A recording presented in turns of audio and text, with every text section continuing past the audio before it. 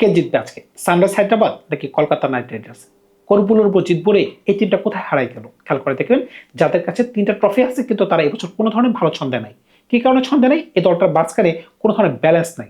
কে আগে আগে ব্যাটিং করবে, কে পরে ব্যাটিং করবে, কার পজিশন কোনটা, এটা কিন্তু এখনো ফিক্স করতে পারে নাই। 8টা ম্যাচ তারা খেলছে, শুধুমাত্র তারা 2টা ম্যাচে জয় পাইছে। এমনকি 2টা ম্যাচে আপনাকে অবশ্যই বলতে হবে, রিঙ্কু সিং যদি ভালো খেলতে না পারতেন, ওই 2টা ম্যাচে তারা কিন্তু জয় পায় না। তাহলে আপনি বলতেই পারতেছেন এই দলটা মাঝখানে কোন ধরনের ছন্দ নেই।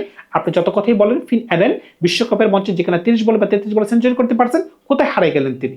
টিম সাইফার্ড দুর্দান্ত ছন্দে ছিলেন, কিন্তু তাকে সুযোগ দেওয়া হয়েছে, তিনিও ভালো খেলতে পারতেছে না। এত দাম দিয়ে ক্যামেরন গ্রিনকে কেনা হয়েছে, কিন্তু তার কোনো পারফরমেন্স নাই। রিপ্লেসমেন্ট হিসেবে ব্লেসিং মুজাবানিকে কেনা হয়েছে, তিনি কোনো ধরনের পারফরমেন্স নাই। ভাই, কোনোভাবেই কিন্তু রাহানে কিছুই করতে পারতেছে না। অ্যাজ এ ক্যাপ্টেন তাকে খুবই অসহায় মনে হচ্ছে।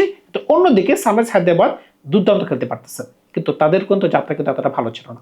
শুরুর দিকে তারা 4টা ম্যাচ খেলছিল, 4টা ম্যাচের মাঝখানে কেবলমাত্র একটা ম্যাচে তাদের জয় ছিল, বাকি 3টা ম্যাচে তাদের পরাজয় ছিল। মনে হচ্ছিল গত বছর তারা যেভাবে শেষ করতে পেরেছিল 6-9 করে, এবছর তারা 6-9 করে তারা শেষ করে দেবে। কিন্তু না, এবছর কিন্তু 9টা ম্যাচের মাঝখানে তাদের 6টা জয় আছে। তার মানে কি, তারা 5 ম্যাচে 5টা জয়। যখন আমরা একটা সময় বলতে পারতাম মুম্বাই এই ধরনের কাজ করতে পারতো, টানা ম্যাচ জয়লাভ করতে পারতো, টানা 5টা 6টা ম্যাচ জয়লাভ করতে পারতো, এখন কিন্তু আমরা বলতে বাধ্য হচ্ছি সানরাইজ হায়দ্রাবাদও কিন্তু করতে পারতেছে। এখন যদি আজকের ম্যাচ যদি তারা জয় করতে পারে, তারা কিন্তু টানা 6টা ম্যাচ জয় হয়ে যাবে।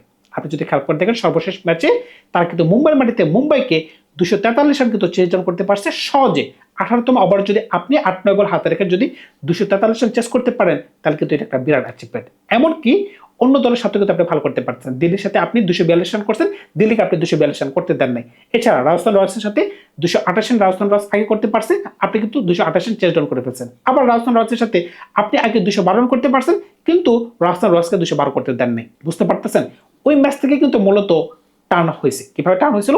রাজস্থানের সাথে যখন তার নতুন 2টা বলারকে নামাইছিল, প্রফুল হিঙ্গে এমনকি সাকিব হাসান, কেউ কিন্তু তাদেরকে চিনত না, কিন্তু প্রথম ম্যাচে কিন্তু তিনি দেখাই দিয়েছেন কিভাবে প্রফুল হিঙ্গে জয়ের নায়ক হয়ে গেছে। ওই একটা ম্যাচ থেকে কিন্তু টার্নিং পয়েন্ট হয়ে গেছে। প্রফুল হিঙ্গে যখন প্রথম ওভারে 3 উইকেট নিতে পারলেন, পরে আরেক উইকেট নিতে পারলেন, এই যে জয়ের ধারা শুরু হলো, এখন কিন্তু জয়ের রথ কিন্তু আর থামতেছে না। আপনি যদি খেয়াল করতে গেছেন সানরাইজ হায়দ্রাবাদ টিমটাকে, তার কিন্তু মারাত্মক ব্যালেন্স টিম হয়ে গেছে। কি কারণে? আপনি যদি টুর্নামেন্টের সর্বোচ্চ রান গেটারদের তালিকা বের করেন, আপনি খুঁজে পাবেন 3জন ব্যাটসম্যান হায়দ্রাবাদের। কি কারণে? অভিষেক শর্মা টপ স্কোরার বা দ্বিতীয় সর্বোচ্চ রান হতে পারে। গতকাল সম্ভবত কেএল রাহুল একটা ভালো ইনিংস খেলার কারণে তিনি 1 নম্বর পজিশনে চলে যেতে পারেন। তো আজকে যদি আবার অভিষেক শর্মা ভালো করতে পারেন, অরেঞ্জ ক্যাপ কিন্তু তার মাথায় চলে আসবে। ইভেন 3 নম্বর পজিশনে আছেন হেনরি ক্লাসেন, তিনি যদি আজকে ভালো করতে পারেন, তার মাথায় অরেঞ্জ ক্যাপ চলে যেতে পারে।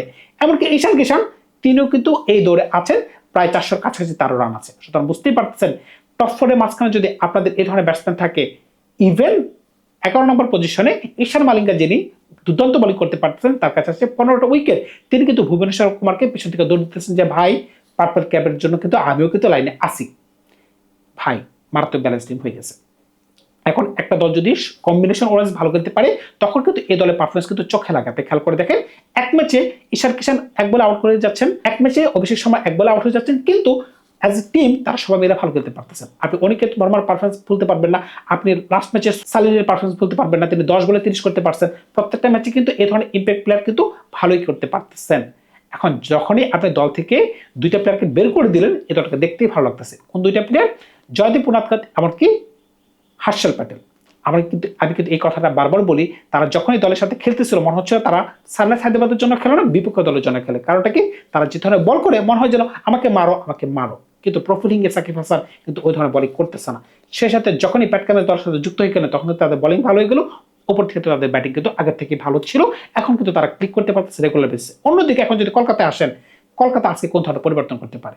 কারণটা কি? কলকাতা দলটা তো এত খারাপ হওয়ার কথা না। আপনি খেয়াল করে দেখেন, যদি তারা কিছু ভুল সিদ্ধান্ত না নিত, কিংবা ভুলভাবে দলটাকে না সাজাতো। খেয়াল করে দেখেন, যখন মোস্তাফিজুর রহমানকে তারা কিনেছিল, যদি এই প্লেয়ারটাকে তারা 6-9 করে দল থেকে বের না করতো, তাহলে কিন্তু তাদের এই অবস্থায় পড়তে হয় না।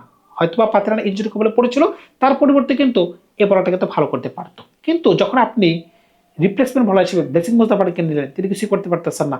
এবং উপরের দিকে যখন দেশি প্লেয়ার ভালো কিছু করতে পারতেছেন না, তাহলে কেন মনীষ পান্ডেকে সুযোগ দেওয়া হয় নাই, রাহুল ত্রিপাঠীকে সুযোগ দেওয়া হয় নাই? এই প্রশ্নগুলো কিন্তু উঠবে। কারণ কি, তারা কিন্তু ভালো খেলতে পারতো, কিংবা তারা কিন্তু সুযোগ পাওয়ার যোগ্য ছিল। আপনি খেয়াল করে দেখেন, দলের যারা মধ্যমণি, যারা নামি দামি প্লেয়ার, যেমন ফিন অ্যালেন, টিম সাইফার, তারপরে নিচের দিকে যারা আছেন সুনীল নারায়ণকে উপরের দিকে খেলানোর কথা ছিল, কারণ কি তিনি উপরে ভালো ব্যাটিং করতে পারেন, আপনি তাকে দিলেন না। এমনকি ক্যামেরন গ্রিন তিনি নিজেও জানেন না তিনি কি একদিন 3 নম্বরে খেলবেন নাকি 4 নম্বরে খেলবেন নাকি 5 নম্বরে খেলবেন। সমস্ত কিছুই কিন্তু ইফেক্ট করে ভাই। আপনি এক এক দিন এক এক ধরনের সিদ্ধান্ত নেবেন, তাহলে কিন্তু দলটাকে সুন্দরভাবে সাজানো যাচ্ছে না। এই সকল কারণে কিন্তু কলকাতা ভালো করতে পারতেছে না। এমনকি হার্ষিত রানা, তার অভাবটা কিন্তু মানে খুবই করুণ। কারণটা কি, তিনি কিন্তু ব্যাট করতে পারতেন, তিনি বল করতে পারতেন, টুর্নামেন্টের শুরুতে তিনি ছিটকে পড়ে গেলেন, এটা কিন্তু কলকাতাকে ধাক্কা দিয়েছে। টিম সাইফার ভালো করতে পারতেছে না, মনে হচ্ছিল ফিন অ্যারেনা ভালো করতে পারতেছে না, টিম সাইফারের সাথে গেলে তিনি ভালো কিছু করতে পারবেন, করতে পারতেছে না। ক্যামেরন গ্রিন 8 ম্যাচের মাঝখানে একটা ম্যাচে সম্ভবত 70 ঘর করতে পারছেন, এছাড়া তার কোনো পারফরমেন্স নাই। 3-4টা ম্যাচ খেলছেন, রবমান পাউল, কোথাও তার কোনো ছন্দ খুঁজে পাওয়া যাচ্ছে না। শুধুমাত্র রিঙ্কু সিং 2টা ম্যাচে এই দলটাকে জয় এনে দিয়েছে। বরুণ চক্রবর্তী, সুনীল নারায়ণ, অনেক আশা ছিল তারা ভালো কিছু করতে পারবে, কিন্তু ওই ধরনের ছন্দে নাই। হয়তো বা লাস্টের 2-একটা ম্যাচে তারা একটু ভালো ভালো করতে পারতেছে, কিন্তু টুর্নামেন্টের শুরুর দিকে তো তাদেরকে বলে বলে মারতো, 4 ছক্কার বন্যা বসায় দিত। ভৈভব আরোরা, তাদের দলের প্রিমিয়াম বলার, প্রত্যেকটা ম্যাচে তিনি 4 ওভারে 60-এর উপর রান দিয়ে যাচ্ছেন। কার্তিক ত্যাগী একই গতিতে আছেন। হয়তো যদি আজকে পাতিরানা যদি দলের সাথে যুক্ত হয়ে যায়, দলের মাঝখানে যদি একটু পরিবর্তন আসে, তবে একমাত্র পাতিরানাকে দলটাকে পরিবর্তন করে দিতে পারবে। আপনি খেয়াল করে দেখেন উপরে অ্যাজ ক্যাপ্টেন অজিঙ্ক্য রাহানে, তাকে দেখলে আমার অসহায় মনে হয়। কারণ কি, তিনি নিজে ব্যাটিং করতে পারতেছেন না, এমনকি অন্য কোনো ব্যাটসম্যান থেকে তিনি রান করতে পারতেছেন না। রঘুবংশী, আমি কিন্তু একটা কথা বারবার বলতেছিলাম, এই দলে অজিঙ্ক্য রাহানে রঘুবংশী একসাথে ব্যাটিং করতে পারবে না। কারণটা কি, তারা দুজনেই স্লো ব্যাটিং করে। ভাই রাহানে, আপনার জন্য খুবই খারাপ লাগতেছে। ইভেন আপনি সুনীল নারায়ণকে পর্যন্ত প্রপারলি ইউজ করতে পারতেছেন না। আপনি তাকে 8 নম্বর পজিশনে ব্যাটিং করেছেন, কিন্তু আপনি যদি তাকে উপরেই ব্যাটিং করতেন, তিনি যদি 10 বলও খেলতে পারতেন, হয়তো তিনি প্রথম বলে আউট হয়ে যেতে পারতেন, কোনো সমস্যা হতো না। কিন্তু 8 নম্বর পজিশনে তার থেকে আপনি কি বের করতে চাইতেছেন? কোনো কিছু কাজে আসতেছে না। আজকে যদি এভাবে যদি ব্যাটিং অর্ডারটাকে সাজানো হয়, সুনীল নারায়ণ 1 নম্বর, তার সাথে অজিঙ্ক্য রাহানে 3 নম্বরে ক্যামেরন গ্রিন, 4 নম্বরে রঘুবংশী, এইভাবে যদি দলটাকে সাজানো হয়, মাঝখানে অনকল রায় আছেন, রিঙ্কু সিং আছেন, নিচের দিকে ভৈভব আরোরা, সুনীল নারায়ণ বোলিং এর ক্ষেত্রে, এমনকি পাতিরানা যদি যুক্ত হয়ে যান, তখন কিন্তু দলটাকে দেখতে এতটা খারাপ লাগবে না। তবে জয় পেতে হলে অবশ্যই কিন্তু ভালো খেলতে হবে, কারণ কি, খেলা কিন্তু হায়দ্রাবাদের মাটিতে। এখন কোন দলে কোন ধরনের পরিবর্তন হবে, বা মোটামুটি কিন্তু আপনাদের সবারই কিন্তু মোটামুটি দল সম্পর্কে একটা ধারণা আছে যে কোন দলে কোন ধরনের প্লেয়ার আছে। আমি অযথা এই ধরনের টিম সিলেকশন করে অযথা সময় নষ্ট করে লাভ নেই। আপনি জানেন কলকাতা দলে কারা আছে, আপনারা জানেন হায়দ্রাবাদে কোন ধরনের প্লেয়ার আছে। সুতরাং আজকে যারা ভালো খেলতে পারবে তারা কিন্তু জয় পাবে। জয়ের পাল্লা কিন্তু অবশ্যই হায়দ্রাবাদের দিকে ভারী। তবে আপনি কোন সময় কিন্তু দুর্বল খেলা অগ্রিম প্রেডিকশন করতে পারবেন না। ইভেন কলকাতাকে আপনি দুর্বল করতে পারবেন না, কারণ একটা ইন্ডিভিজুয়াল পারফরমেন্স যথেষ্ট। আপনি খেয়াল করে দেখেন, যেদিন ঈশান কিষান 100 করতে পারেন, কিংবা অভিষেক শর্মা 100 করতে পারেন, তার কিন্তু খেলা মোড় ঘুরে যায়। যদি আজকে কলকাতা থেকে যদি ওই ধরনের কিন্তু এই ধরনের কোনো ইন্ডিভিজুয়াল পারফরমেন্স যদি চলে আসে, তখন কিন্তু খেলা মোড় যে কোনো সময় ঘুরে যেতে পারে। কারণ কি, কলকাতার পিচ কিন্তু আমার মতো ডাইরেক্ট পিচ থেকে গেছে। কারণটা কি, তাদের কিন্তু ভালো করতে হবে। এখন কলকাতা যদি ভালো কিছু করতে চায়, তাহলে ইন্ডিভিজুয়াল পারফরমেন্স 2 থেকে 3 জন প্লেয়ারকে দিতে হবে, যেমনটা সানরাইজ হায়দ্রাবাদ দিতে পারতেছে। অভিষেক শর্মা, হেনরি ক্লাসেন, ঈশান কিষান, নিচের দিকে প্যাট কামিন্স, ঈশান মালিঙ্গা, 3 থেকে 4 জন যখন একসাথে খেলতে পারতেছে, তখন কিন্তু একটা টিমকে দেখতে খুবই মজবুত মনে হয়, যেটা আমরা কলকাতা থেকে খুঁজে পাচ্ছি না। যদি আজকের ম্যাচে কলকাতা ওই ধরনের কিছু দেখাইতে পারে, তাহলে অবশ্যই কলকাতা আজকে জয় পেতে পারে। আদারওয়াইজ সবসময় কিন্তু বলতে বাধ্য হচ্ছে যে সানরাইজ হায়দ্রাবাদের পাল্লা ভারী। ধন্যবাদ সবাইকে, ভালো থাকবে। আপনার নতুন কোন গল্প নিয়ে খুব শীঘ্র হাজির হবো আপনাদের সাথে।